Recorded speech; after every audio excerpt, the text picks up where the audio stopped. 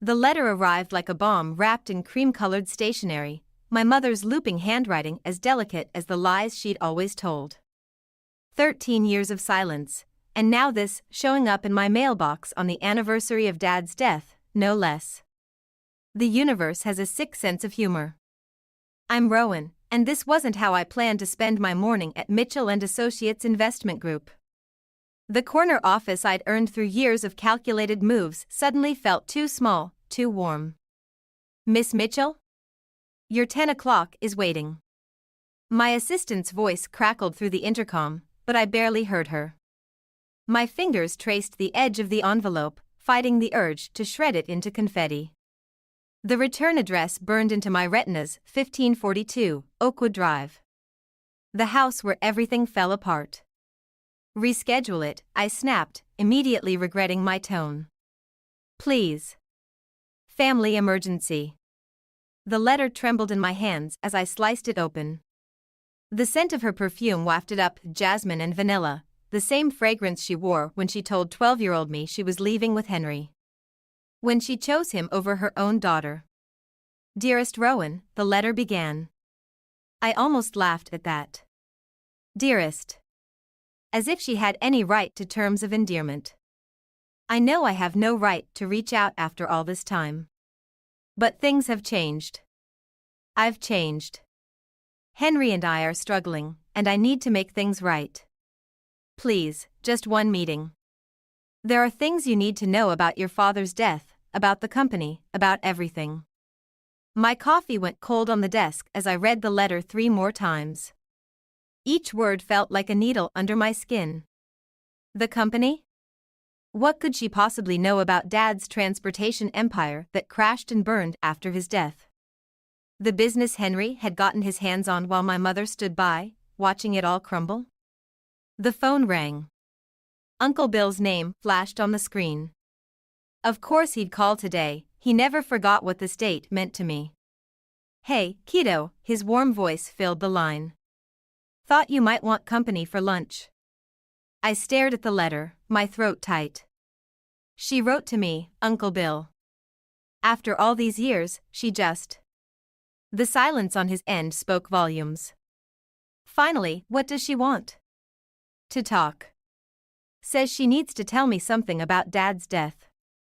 My laugh came out harsh. Convenient timing, isn't it? Now that she and Henry are struggling. Rowan. His voice carried that gentle warning tone he'd used since I was 12. Whatever you're thinking. I'm thinking it's time for some answers. The words tasted like metal in my mouth. I'm thinking about how Henry systematically dismantled everything Dad built while she watched. I'm thinking maybe it's time they both faced what they did. Revenge won't bring him back, sweetheart. No. I smoothed the letter flat against my desk. But it might bring justice. My phone buzzed with a text, another message from my mother. An address for a cafe downtown, asking to meet tomorrow. My fingers hovered over the keys. I have to go, Uncle Bill. I'll call you later. I ended the call before he could protest, before his wisdom could pierce the armor of rage I'd spent years building. The city sprawled below my office window, oblivious to the war brewing in my heart. I typed my response, tomorrow. 2 p.m. Don't be late. The send button felt like a trigger being pulled. 13 years of carefully constructed peace, shattered by a single cream-colored envelope. But maybe that peace had always been an illusion. Maybe it was time to finish what started the day my father died, the day my mother chose Henry, the day everything changed. I grabbed my coat and headed for the door. I had 24 hours to prepare for battle, and this time, I wouldn't be the one left bleeding. The cafe buzzed with lunchtime chatter, but the corner booth might as well have been a tomb. My mother sat across from me, her hands wrapped around a cooling cappuccino. Looking exactly like the woman who walked out 13 years ago, just with deeper lines around her eyes. You look so much like your father. Her voice cracked on the last word. I kept my face blank, the way I'd practiced in boardroom negotiations. You didn't ask me here to discuss resemblances. She flinched. Good. Let her feel something for once. Her designer blouse hung loose on her frame. And her wedding ring, the gaudy thing Henry had replaced Dad's band with, slipped when she lifted her cup. Henry doesn't know I'm here, she whispered, glancing over her shoulder. He's changed, Rowan. Everything's changed. Changed like when he convinced you to sign over Dad's company? Or changed like when you let him ship me off to Uncle Bill's without a fight? The cup clattered against the saucer. That's not fair. I was grieving. For 3 months. I leaned forward. Dad was barely cold in his grave when you married him. When you let him start dismantling everything Dad built. A young family walked past our booth, their little boy laughing. My mother's eyes followed them, something raw and hungry in her expression. That's when I noticed the bruise, poorly concealed beneath her collar. Henry has a son now, she said suddenly. Your half-brother. Evan. He's 10. The news hit like a slap. A brother. A child who got to keep his mother while I lost mine. Congratulations, I said flatly. Is that why you're here? To play happy families? No, She reached into her purse, hands trembling. There are papers. Documents from before your father died. Henry made me hide them, but I kept copies. I think they prove. Mom? A sharp voice cut through the cafe. Jessica Larson stood at our table, Henry's daughter from his first marriage, her perfect features twisted in suspicion. What are you doing here? My mother's face drained of color. The papers disappeared back into her purse. Jessica, dear. I was just having lunch with your abandoned daughter? Jessica's smile was razor-sharp. How sweet. Dad will be so interested to hear about this. I stood, my chair scraping against the floor. Still Daddy's little spy, Jessica? Some things never change. Some people never learn their place, she shot back. Mom, we're leaving. Now. Mom. The word landed like acid between us. My mother rose on shaky legs, avoiding my eyes. I'm sorry, Rowan. I shouldn't have. This was a mistake. The papers, I said quietly. What do they prove? Jessica grabbed my mother's arm. She said we're leaving. I watched them go, my mother's shoulders hunched, Jessica's manicured hand steering her toward the door. But I'd seen enough. The bruise. The weight loss. The terror when Jessica appeared. And somewhere in that purse, documents that might explain why Dad's death never felt quite right. My phone buzzed, Uncle Bill again. I let it ring, staring at the half-empty cappuccino my mother left behind. The same way she'd left me. But this time was different. This time, I saw the cracks in her careful facade. Whatever Henry had done to Dad's company, to our family, it was worse than I'd imagined. And my mother, for all her cowardice, had tried to tell me something today. I dropped cash on the table and headed for my car, already planning my next move. Jessica would run straight to Henry, which meant my mother would pay for this meeting. But she'd chosen to come anyway. After 13 years of silence, that had to mean something. The documents she mentioned were the key. I just had to figure out how to get them before Henry discovered their existence. And maybe, just maybe, I needed to meet this half-brother of mine. Evan. An innocent caught in Henry's web, just like I had been. My phone buzzed again. This time, I answered. Uncle Bill? I need your help with something. Uncle Bill's study smelled of leather and old books, just like it had when I was 12. But tonight, spread across his desk were copies of documents that made my stomach turn. Bank statements. Transfer records. Death certificates. Your mother dropped these off an hour ago. He stood at the window, his reflection ghostly in the glass. She was hysterical. Said Henry found out about your meeting. I picked up the medical examiner's report from Dad's accident. Heart attack while driving seemed too neat, too convenient. Especially with these bank records showing systematic withdrawals from the company accounts starting 3 months before his death. Did she say anything else? Just that she was sorry. And that she had to get back to Evan. Uncle Bill turned, his face grave. She had a black eye, Rowan. The paper crumpled in my fist. Henry? A sharp knock interrupted us. Aunt Clara burst in, her face pale. Turn on the news. Now. The flat screen flickered to life. Henry stood on the steps of what used to be Mitchell Transportation's headquarters, now renamed Larson Enterprises. His smile was razor-sharp as cameras flashed. Proud to announce our expansion into international markets, he was saying. This merger represents everything my late friend Philip Mitchell dreamed of for his company. Bastard, I whispered. There's more, Aunt Clara said softly. The camera panned to show my mother standing beside Henry, her bruises carefully concealed by makeup. And next to her, Jessica, wearing a diamond ring that looked eerily familiar. Is that, my voice caught. Your grandmother's ring, Uncle Bill confirmed. The one your father gave your mother. My phone buzzed, a text from an unknown number, stay away from my family. Or the next accident won't be your father's. H. The threat hung in the air like smoke. Uncle Bill reached for the phone, but I pulled back. He's admitting it, I said. He's practically confessing to killing Dad. Rowan. Look at these numbers. I spread the bank statements across the desk. 3 months before Dad died, Henry started moving money. Small amounts at first, then larger.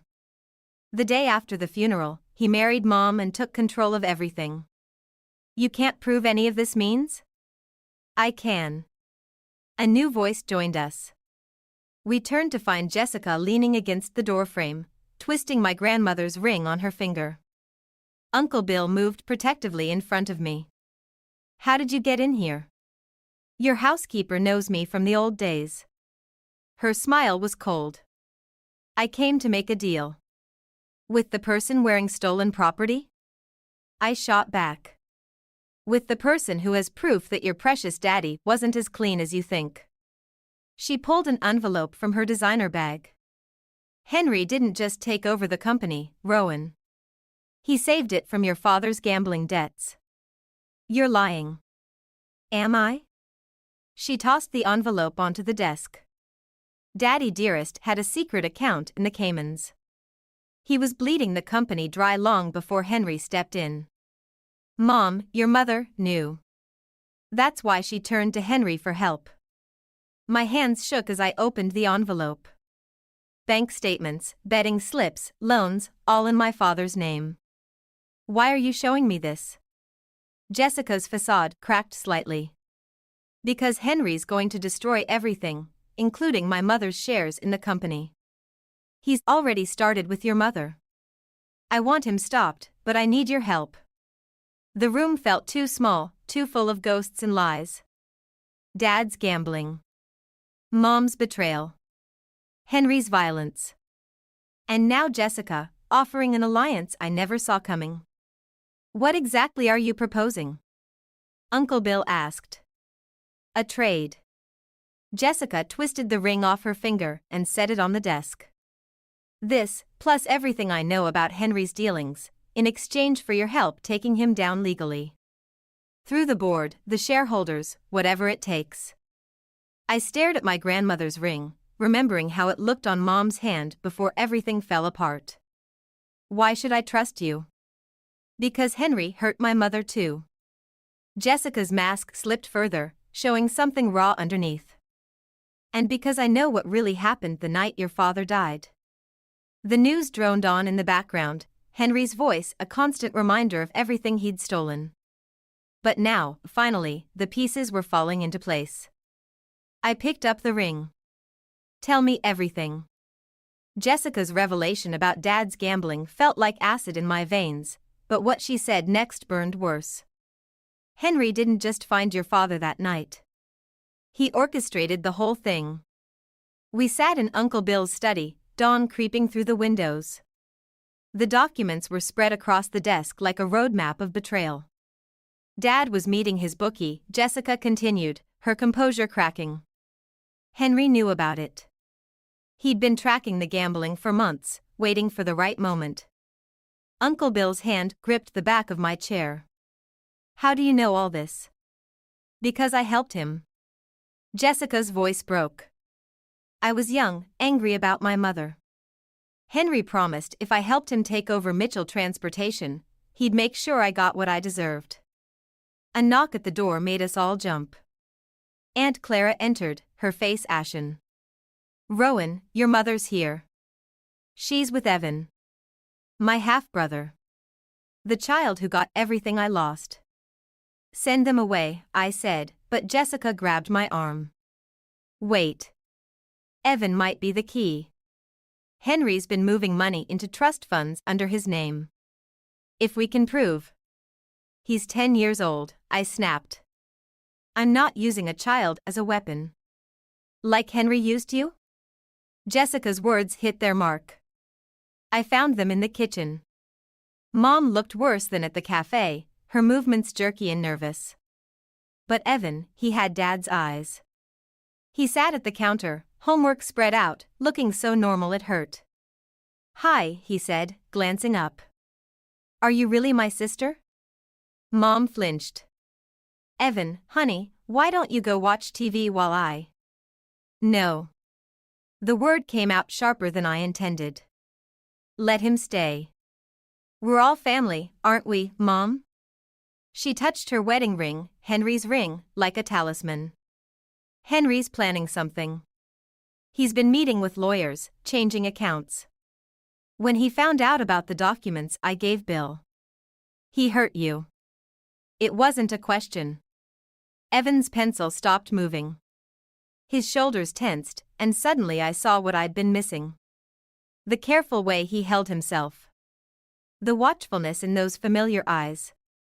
Does Henry hurt you too, Evan? The silence was answer enough. Rowan, please, Mom whispered. I didn't know what to do. He controls everything, the money, the house, our lives. I thought I could protect Evan if I just... Like you protected me? The words tasted like ash. Jessica appeared in the doorway, her presence making Mom shrink further. Henry's on his way. Someone at your office tipped him off about the meeting. Evan's homework scattered as Mom grabbed his arm. We have to go. He can't know we were here. No. I moved between them and the door. You're not running this time. Not from him, not from the truth about Dad. What truth? Evan asked. Mom went pale. Rowan, don't. Your father killed mine. The words hung in the air like smoke. And our mother let him do it. Evan looked at Mom, really looked at her, maybe for the first time. Is that true? Before she could answer, car tires crunched on the gravel outside. Uncle Bill appeared with my coat. Back door. Now. Take them to the lake house. We'll handle Henry. I'm staying, Jessica said. He'll suspect something if I'm gone. I grabbed Mom's purse, Evan's backpack. Why are you really helping us, Jessica? Her smile was bitter. Because Henry killed my mother too. Heart attack, just like your father. I just couldn't prove it, until now. Headlights swept across the windows.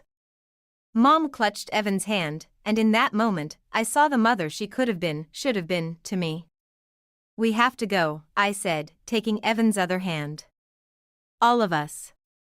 As we slipped into the pre-dawn darkness, I heard Henry's voice booming through the house. But for the first time since Dad died, I wasn't running from the past. I was running toward justice. And this time, I wasn't alone.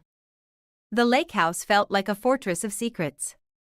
3 days we'd been here, and each hour brought new revelations from Mom's files. I sat at the kitchen table, spreadsheets and bank statements creating a paper trail of destruction. "You should eat something," Mom said, hovering nearby with a plate of sandwiches. Playing mother now, when it was far too late. Evan sat cross-legged on the couch, headphones on, trying to disappear into his video game. He hadn't spoken much since learning about Dad's death. My phone buzzed, Jessica's burner number. "Henry's making moves. He's called an emergency board meeting for tomorrow. Something about restructuring the company's assets. He's going to transfer everything before we can stop him." I glanced at the documents spread before me. "We need more time." "We don't have it." Jessica's voice cracked. "He's been asking questions about Mom's death. I think he knows I found her medical records." A crash from the living room made us all jump. Evan stood amid the remains of a glass of water, shaking. "Someone's outside." I moved to the window, careful to stay hidden behind the curtain. A black SUV idled at the end of the driveway, its headlights off. "Get your things," I told them. "Now." Mom grabbed the files while I shoved laptops into bags. Evan stood frozen, staring at the door. "It's okay," I said, taking his hand. "We're going to." The window exploded inward. Mom screamed. I pulled Evan down as glass rained around us. "Back door," I hissed, pushing them toward the kitchen. But as we reached it, headlights swept across the yard. Another SUV. My phone rang, Uncle Bill's ringtone. I answered on speaker as we huddled in the dark kitchen. "Henry's gone insane," he said without preamble. "He's filed kidnapping charges against you, Rowan. Claims you took Evan against court orders." "What court orders?" "The ones he forged this morning, backdated to last year. He's got judges in his pocket, sweetheart. You need to bring Evan back now." Mom clutched Evan closer. "No. He'll hurt him. If we go back, we lose everything," I said. "The evidence about Dad, about Jessica's mother. If you don't," Uncle Bill cut in, "you'll lose your freedom. Henry's serious about the kidnapping charges. And he's named Jessica as a co-conspirator." The sound of car doors slamming outside. Heavy footsteps on gravel. "There's another way," Evan said suddenly. His voice was steady, older than his years. "Dad's laptop. The one in his study. He never lets anyone touch it, but I know the password. I've seen him enter it." Mom stared at him. "What's on it?" "Everything. I've watched him sometimes, late at night. He keeps files about everyone, you, Rowan, Jessica's mom. He calls it his insurance." A fist pounded on the front door. "Mrs. Larson? This is the police. We have a warrant." Jessica's voice crackled through the phone. "I can get to the laptop. But you have to create a distraction. Give them Evan, let them think they've won." "No," Mom and I said simultaneously. "Trust me," Jessica insisted. "Henry will be focused on you, Rowan. On punishing you. He won't expect me to betray him. Not his loyal daughter." The back door handle jiggled. Time was up. I looked at Evan, seeing Dad's strength in his face. "Your choice, buddy. What do you want to do?" He squared his shoulders. "I want him to pay. For everything." Mom touched his cheek, then mine. For the first time in 13 years, I saw my mother instead of Henry's wife. Together, then. I nodded to Evan. "Remember the password?" "Phoenix Rising," he said. "Because Dad always says he rises from the ashes." The irony wasn't lost on any of us. The door burst open, flashlights cutting through the darkness. As officers swarmed in, I met Jessica's eyes through the phone screen and gave an imperceptible nod. The game was changing. Henry thought he was the Phoenix, But he'd forgotten one thing: in order to rise from the ashes, first you have to burn. The interrogation room smelled of stale coffee and defeat. Across the table, Detective Martinez spread out photos like playing cards: the lake house, Mom's bruises, Evan's scared face. Kidnapping. Conspiracy. Corporate espionage. She tapped each charge with a manicured nail.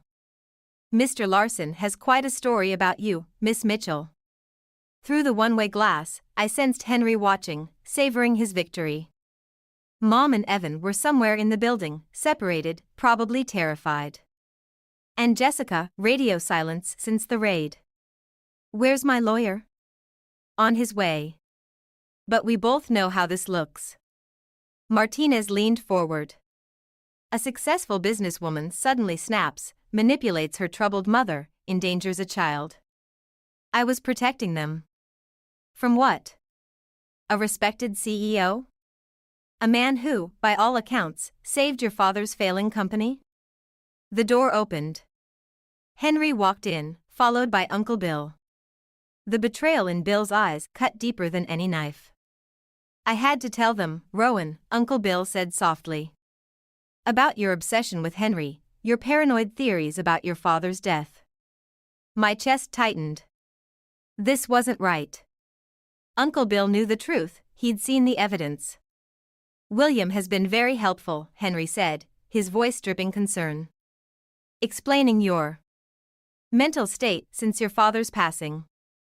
How you never accepted his gambling problem, his suicide. Suicide? The word exploded from my lips. You murdered him. Martinez's pen scratched across her notepad. Henry shook his head sadly. You see? This is exactly what we're worried about. The delusions, the accusations. Just like your father near the end. My phone buzzed in the evidence bag on Martinez's desk. Jessica's burner number. But the detective reached it first, reading the message aloud. It's done. I'm sorry, Rowan. He gave me no choice. Henry's smile widened fractionally. Of course. He'd gotten to Jessica too, probably threatened her mother's insurance payout or worse. Your accomplice seems to have had a change of heart, Martinez noted.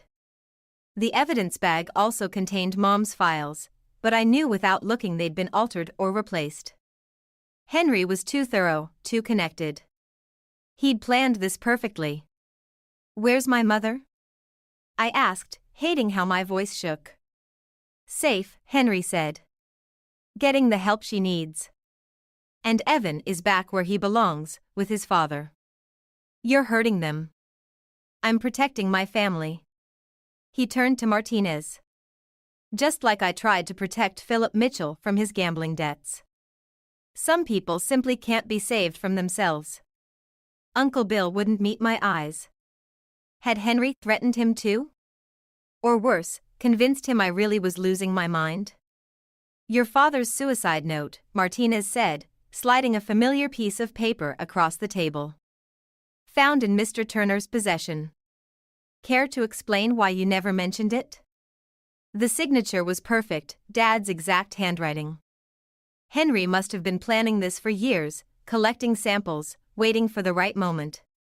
That's not real, I whispered, but doubt crept in. What if I had been wrong? What if Dad's gambling, his death, everything I thought I knew? We can help you, Rowan, Henry said gently. There are excellent facilities. Go to hell. Martinez gathered her files. I'll give you a moment with your uncle. Mr. Larson, if you'll come with me. They left. The silence stretched between Bill and me like a chasm. What did he threaten you with? I asked. Rowan, please. Stop fighting.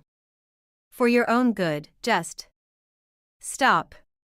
Did you know? About Dad's gambling? Was I wrong about everything? He reached across the table, but I pulled away. Sometimes the truth isn't what we want it to be. My last ally, gone. And somewhere in this building, Mom and Evan were alone with their abuser. Jessica had betrayed us. And every shred of evidence we'd gathered had vanished or been twisted against me. The worst part? For just a moment, I wondered if Henry was right. If grief and anger had warped my memories, turned coincidence into conspiracy. But then I remembered Dad's eyes the last time I saw him alive.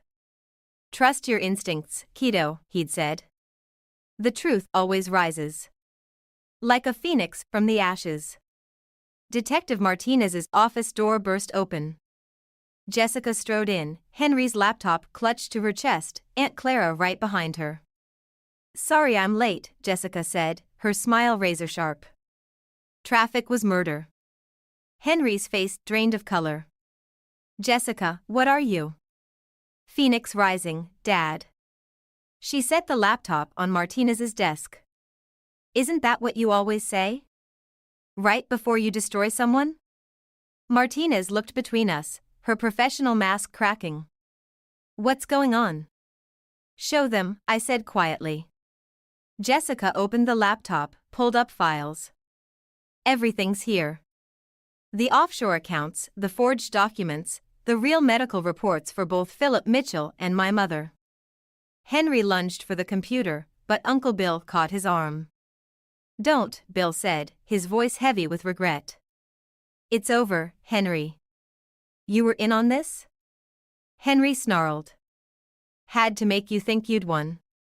Bill's grip tightened.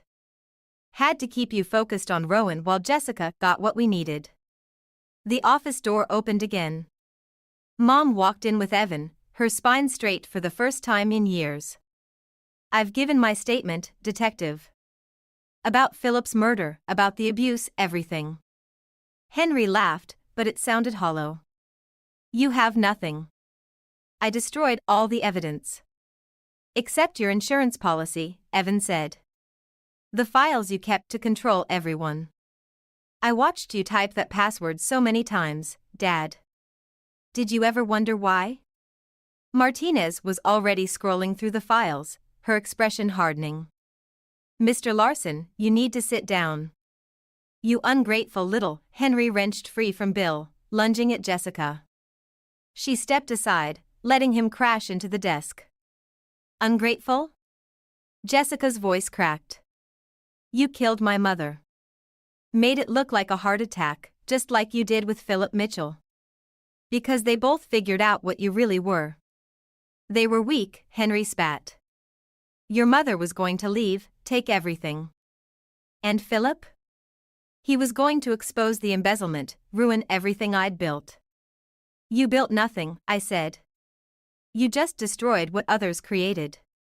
Martinez stood, reaching for her cuffs. "Henry Larson, you're under arrest. You're all just like them." Henry grabbed for the laptop, but this time Mom moved fastest, snatching it away. "No more," she said. "No more controlling us. No more hurting my children." "Your children?" He sneered. "The daughter you abandoned? The son you were too weak to protect?" "Yes." Mom's voice strengthened. "My children. The ones I failed. The ones I'm finally standing up for." Henry's hand went to his jacket. The glint of metal made my heart stop. "Dad, don't." Evan's warning came too late. The gun appeared so fast even Martinez was caught off guard. Henry backed toward the door, weapons sweeping across the room. "You think I didn't plan for this?" His smile was manic. "I always have a contingency. Always rise from the ashes. Now, Jessica, delete those files." "It's too late," Jessica said. "I already sent copies to the FBI, the SEC, and every major news outlet." The gun steadied on her. "You're lying. Check your phone." As if on cue, Henry's cell buzzed. "Breaking news alerts." His face contorted as he read the headlines. The shot rang out before anyone could move. But Henry hadn't pulled the trigger, Martinez had. He crumpled, clutching his shoulder, the gun clattering away. "That's for my sister," Martinez said, keeping her weapon trained on him as other officers rushed in. "Karen Martinez." Your first wife. The suicide that made me become a detective. As they led Henry away, Mom pulled Evan and me close. Jessica stood apart, watching her father's destruction with empty eyes. Jessica, I called. Thank you. She turned, Dad's ring glinting on her finger. I didn't do it for you. But maybe we can both stop living in the ashes now. Martinez collected the laptop, now crucial evidence. Miss Mitchell, we'll need statements from everyone. I nodded, feeling the weight of years lifting. The truth had finally risen, but not like a phoenix, like the sun after a long, dark night. Mom squeezed my hand. I'm so sorry, Rowan. For everything. I know, I said. And for the first time, I believed her. The Mitchell Transportation Building looked different in the morning light, its glass facade reflecting clouds instead of shadows. Dad's name still crowned the entrance, freshly restored after Henry's arrest. Ready?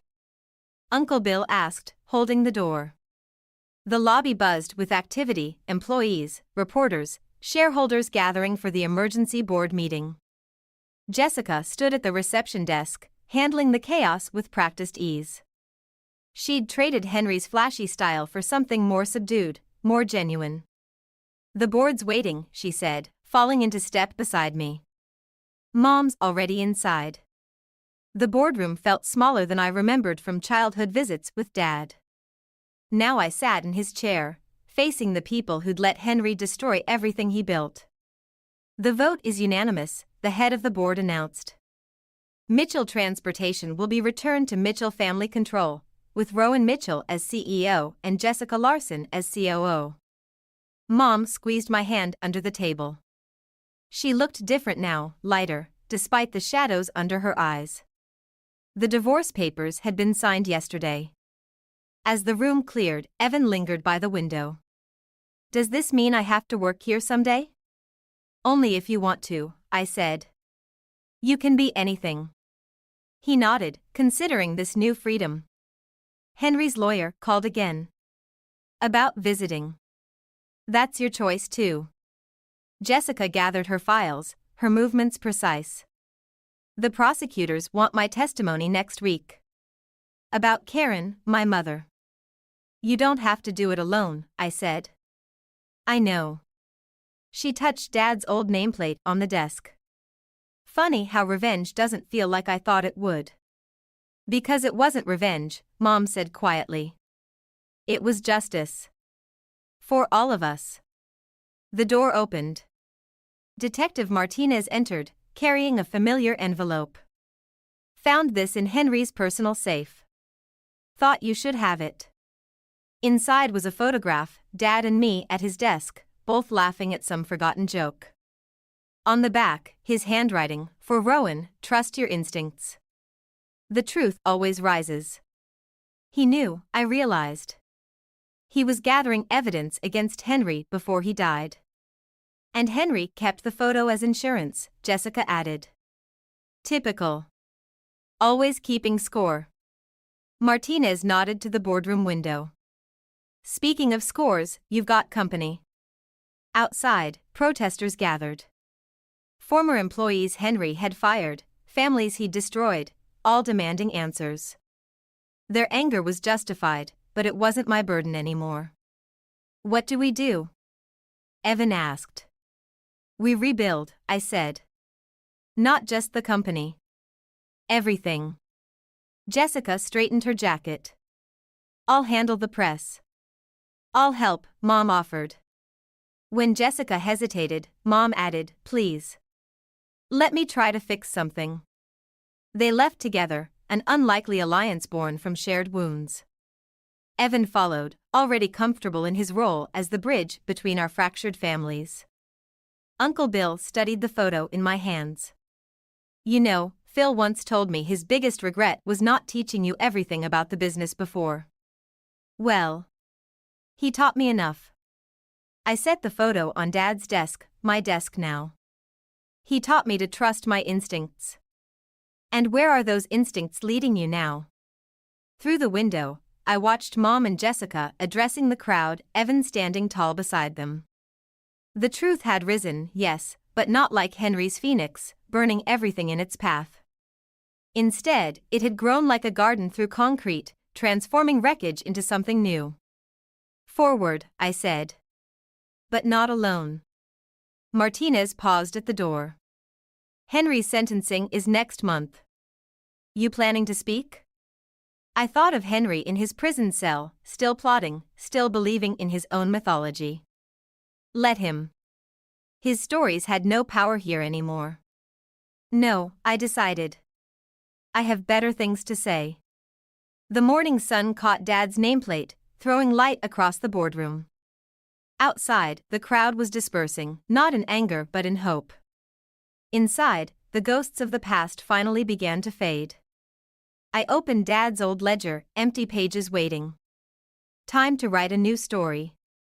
Not of revenge or rising phoenixes, but of truth and transformation, of families broken and rebuilt, of gardens growing through concrete.